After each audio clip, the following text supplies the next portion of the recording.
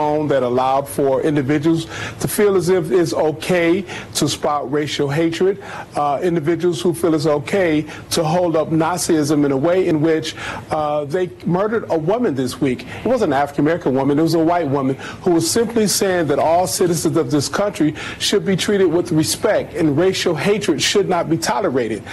So his words today only came after pressure. So that was the head of the NAACP, and you know, I think that's interesting. I started to get to this earlier at the end of my soapbox there, but the president of St. Louis University sent out an email to every student at the university, one of whom listens to this program, and forwarded this to me, based on what happened in Charlottesville, and I guess. If you believe in free speech, that doesn't mean that you support what somebody says, correct? You can believe that somebody has the right to stand up and say whatever they want, right, with the exception of, the theater's on fire. You don't yell fire in a crowded theater, but you get a permit, you go stand on the street corner, you can pretty much say what you want, correct, supposedly. Correct. Unless somebody else disagrees with it and wants to come up and punch you in the nose, which we've seen here recently, and that's fine. That's not an endorsement of what the individuals are saying. Right. But when I hear statements like that from the head of the NAACP claiming that the president somehow endorsed this white supremacy because he led people to believe that that was okay, and we can never endorse hate. And how in the world you get that out of the president's statement, I have no idea. When you say we strongly condemn this bigotry and hatred in any form, is what he said. I think the NAACP, Urban League, and all of the alphabet soup civil rights groups have a visceral dislike for Donald Trump. So I don't think there's anything that he can do will ever be right in their eyes. So I could see them taking the most extreme position on anything that he talks about, which to me lessens your credibility when you take a very extreme position. So what we have in this country is a First Amendment debate, right?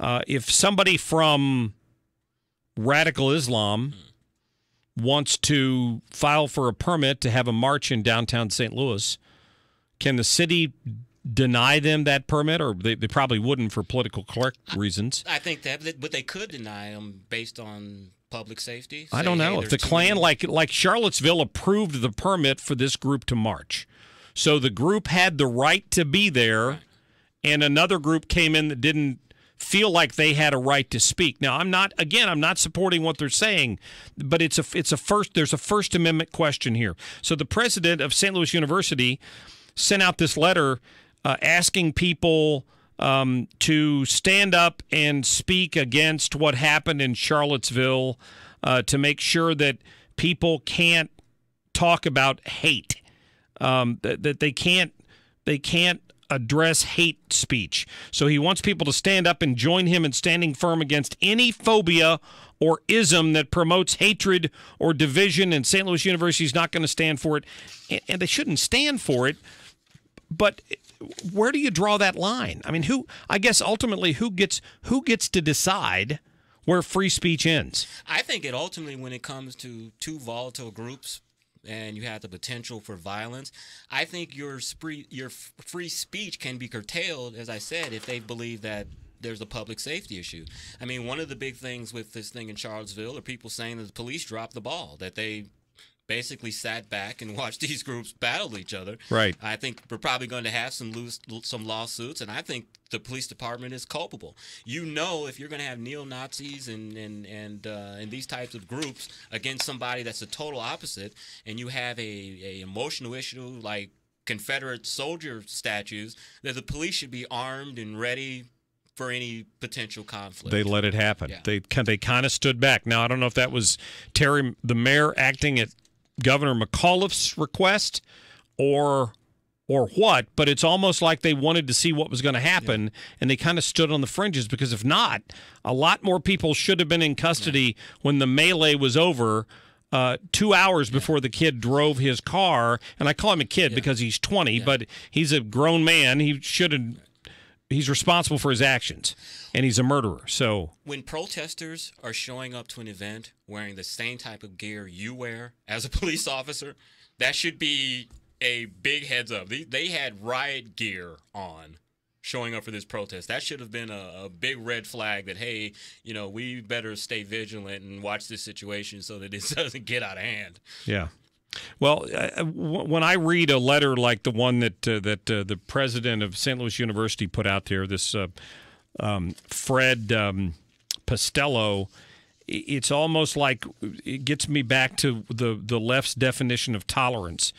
They're tolerant as long as they agree with you, and if they're not agree with you, they don't agree with you on something, they want to shut you down.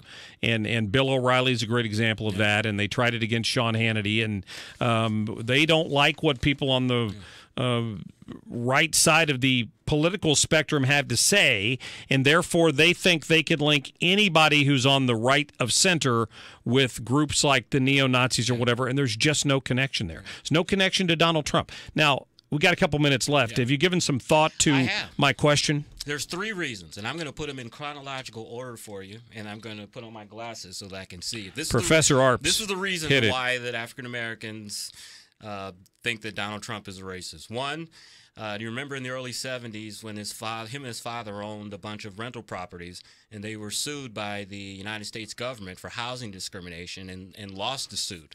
So that was brought up during the campaign. A lot of people hold on to that. The second was the Central Park case where those guys were exonerated, but Donald Trump put out a big ad in the newspaper saying that these guys should get the death penalty when DNA evidence exonerated him. And the third thing is the Obama birth certificate. That is the complete unforgivable sin in black people's eyes. So if you had a disagreement with the president over where he was born, you must be a white supremacist? So they're convinced that he was only mad about Barack Obama's birth certificate because of the color of his skin, even though his mother was white. Right.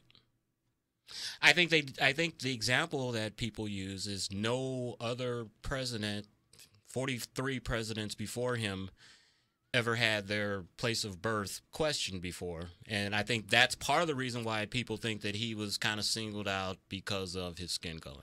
Right or wrong, I mean, that's the way it looks. You could make that argument, but it's a long drive from that argument to supporting somehow white supremacy and Nazism. But we're talking emotion here. There's been no greater evil brought in this world in modern times than Nazis. We're talking emotional thinkers, not logical thinkers. Well, that's the truth. Difference. That's the left for you. Hey, Chris, thank you. Thank you, sir. Always great to see you. Appreciate it.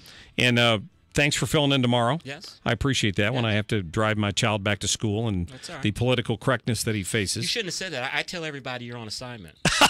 I got to run. We're out of time. You'll get to listen to more of him tomorrow. We'll be back with more in just a minute. This hour of the Mark Cox Show brought to you by Naputi Wellness. Naputi Wellness.